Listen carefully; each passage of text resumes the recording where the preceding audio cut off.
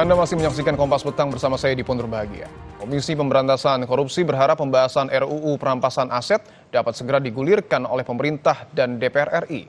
Hal itu disampaikan Jubir KPK Tessa Mahardika usai Presiden Prabowo meneriakkan dukungannya terhadap pembahasan RUU Perampasan Aset. Juru bicara KPK Tessa Mahardika Sugiarto mengatakan pembentukan Undang-Undang Perampasan Aset membantu lembaganya memberantas kasus korupsi di Indonesia.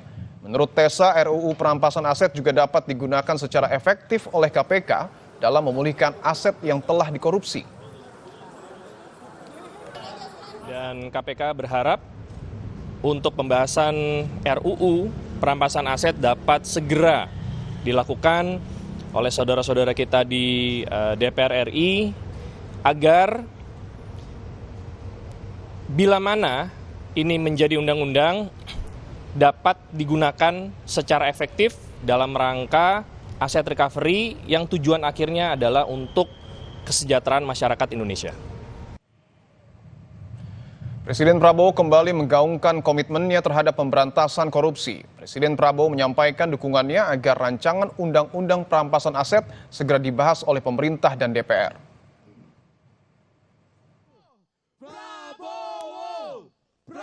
Dukungan terhadap pembahasan rancangan Undang-Undang Perampasan Aset disampaikan Presiden Prabowo dalam peringatan Hari Buruh di Komplek Monas Kamis lalu.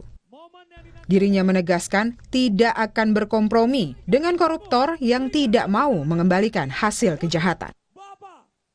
Saudara, dalam rangka juga pemberantasan korupsi, saya mendukung Undang-Undang Perampasan Aset, saya mendukung.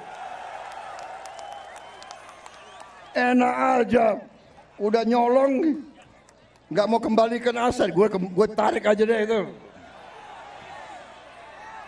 Setuju? Pemerintah sebenarnya telah mengusulkan pembahasan RUU Perampasan Aset sejak periode pemerintahan 2019 hingga 2024.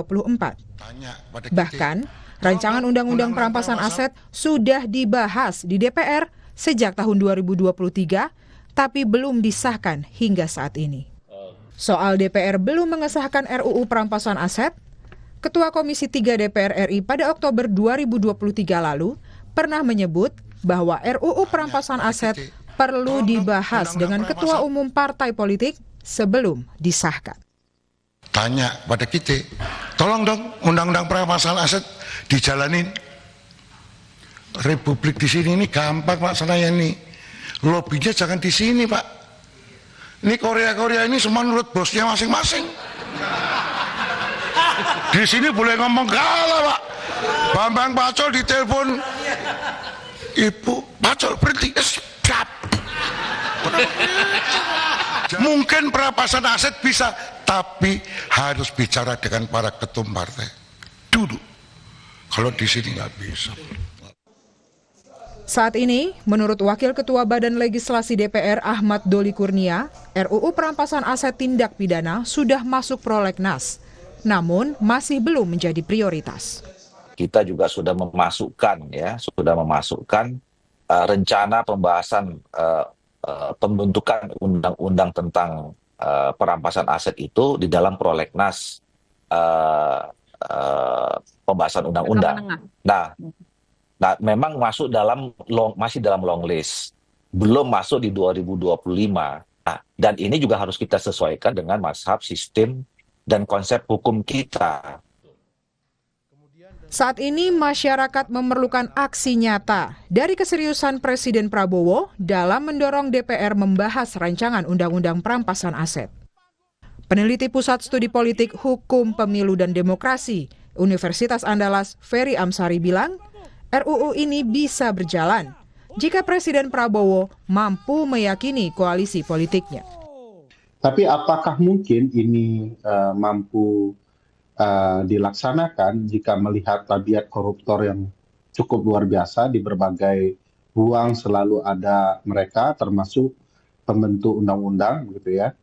Nah, ini kerepotannya di sana, apakah mampu Presiden meyakini teman-teman politiknya di parlemen untuk kemudian ikut menyetujui bersama Undang-Undang Perampasan Aset. Akankah perintah Prabowo untuk mendorong pembahasan RUU perampasan aset kali ini bakal didukung penuh partai koalisinya di DPR? Tim Liputan, Kompas TV. Kompas Petang paru selanjutnya akan disampaikan oleh rekan kami Cindy Permadi. Silahkan Cindy.